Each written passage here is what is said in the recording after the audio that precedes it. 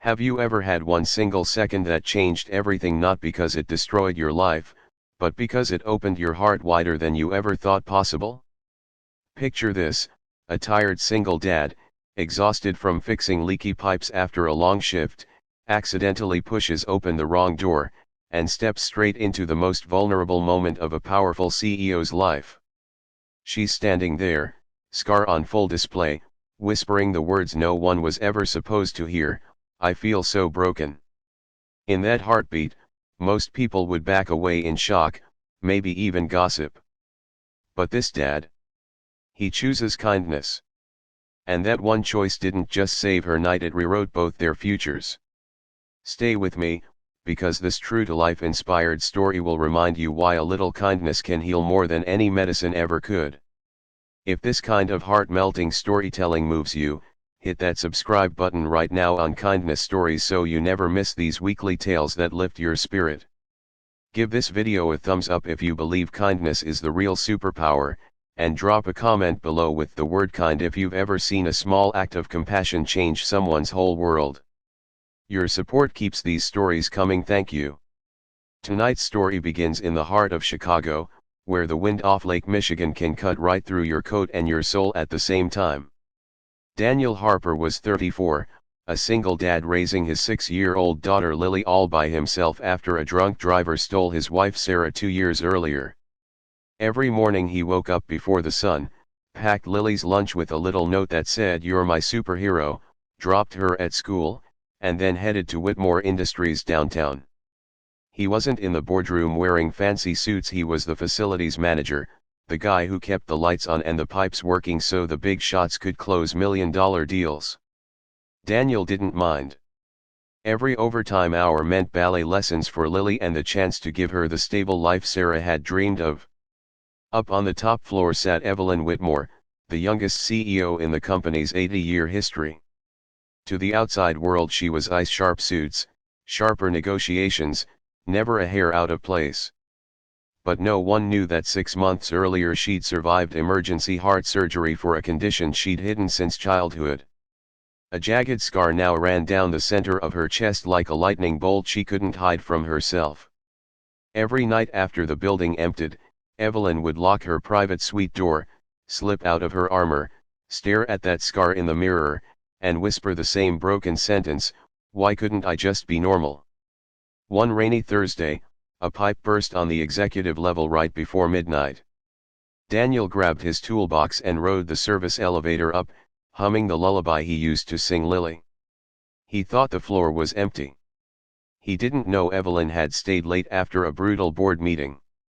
He pushed open the private bathroom door that maintenance keys opened, and there she was, blouse half off, scar glowing under the harsh light, tears streaming as she whispered those words again. Time froze. Daniel's first instinct was to apologize and bolt. But something in her voice, the same raw ache he'd heard in his own mirror after losing Sarah, stopped him cold. He didn't stare, didn't smirk, didn't pull out his phone. He gently said, "Ma'am, I'm so sorry. I'll fix this pipe and be gone in 2 minutes. But, if it's okay, that scar? It looks like the mark of someone who fought like hell and won. My late wife had one from her C-section with Lily. She called it her badge of courage." He kept his eyes on the floor, voice steady and warm like a Midwestern neighbor offering coffee on a cold day.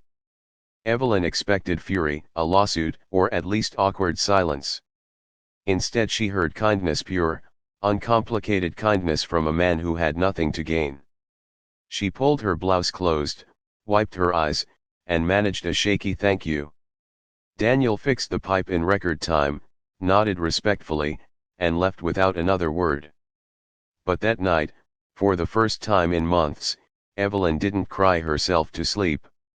She slept thinking about the janitor, no, the dad who saw her brokenness and called it strength. The next morning Evelyn summoned Daniel to her office. He walked in expecting to be fired. Instead she slid a coffee across the desk and said, "You didn't have to say what you said last night. Most people would have run or recorded it for gossip. Why didn't you?" Daniel shrugged, smiling softly. "Ma'am, life's already hard enough. Figured you didn't need judgment on top of whatever you're carrying. My daughter Lily says scars are just where superheroes got stitched back together. Evelyn laughed a real laugh that surprised them both.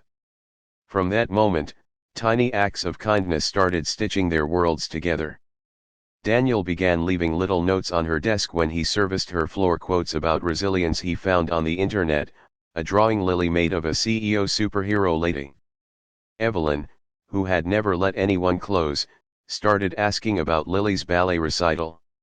She quietly paid for the entire dance studio's new floor after hearing Lily's class needed better practice space, but she made Daniel promise not to tell anyone it came from her. Just kindness, she said. You showed me how. Their connection deepened in the quiet ways that matter most in America: family barbecues on weekends, Evelyn showing up in jeans to watch Lily's recital and cheering louder than any parent, Daniel teaching Evelyn how to make Sarah's famous mac and cheese because grief tastes better when shared. He never pitied her. He celebrated her. When board members whispered that the CEO was getting too friendly with the maintenance guy, Daniel took the heat without complaint. When gossip columns hinted at scandal, Evelyn stepped into a company-wide town hall, unbuttoned her jacket just enough to reveal the scar, and told 10,000 employees, "This mark almost took my life." One kind employee reminded me, "It proves I'm still here." Kindness doesn't weaken leadership, it makes us human. The room erupted in applause. Investors grumbled, but employee morale soared. Sick days dropped, ideas flowed, because people felt seen. Challenges tested them hard. Daniel's sister warned him the relationship could cost him custody if things went public and ugly. Evelyn's doctors said stress might strain her heart again. One night Lily asked, "Daddy, is Miss Evelyn gonna leave us like Mommy did?" Daniel held his daughter tight and answered, "No, baby. Some people choose to stay, even when it's scary. That's the kindest thing anyone can do." And they chose each other. Evelyn started volunteering at Lily's school, helping kids who felt different because of their own scars: glasses, braces, wheelchairs. Daniel taught her to slow down, to eat real meals, to laugh until her sides hurt. When the board tried to force her out over image, Evelyn stood firm, "Fire me if you want, but I will never apologize for letting kindness in." They didn't fire her. Instead, stock prices climbed because authenticity sold better than perfection. 3 years later, on a sunny autumn day in a small backyard ceremony surrounded by Lily's classmates, close friends, and a few loyal employees, Daniel and Evelyn said, "I do." Evelyn wore a simple white dress with the scar proudly visible, no makeup to hide it. Lily walked her down the aisle, pinning a superhero cape on her new mom. As they cut the cake, Daniel whispered, "Remember that night I walked in on you? Best mistake I ever made." Evelyn smiled through happy tears, "You didn't walk in on my brokenness. You walked in with kindness, and healed us both." Friends, that's the power of kindness in real life: not grand gestures, but the quiet choice to see someone's pain and respond with gentle truth instead of judgment. In a country where we rush past strangers every day, where social media rewards the loudest hot takes, Daniel's simple words remind us, you never know whose scar you're about to see. You never know whose whisper of "I feel broken" is waiting for your kindness to answer, "You're a survivor." So today, right where you are, in traffic, at the grocery store, in your own office, look for that moment. Hold the door. Ask, "Are you okay?" and mean it. Tell the tired parent they're doing great. Compliment the coworker who's struggling. Because kindness isn't weakness, it's the glue that turns strangers into family, wounds into wisdom, and ordinary days into life sentences of love. If this story touched you, share it with someone who needs to hear that they matter. Carry Daniel's example into your week. Be the person who chooses kindness when it would be easier to scroll past. Because the world doesn't need more perfect CEOs or flawless lives, it needs more single dads with toolboxes and bigger hearts, more Evelyns brave enough to show their scars, and more of us willing to say, "You're not broken. You're beautifully human." Thank you for watching. Go spread some kindness today, you just might rewrite someone's entire story. See you in the next tale on Kindness Stories.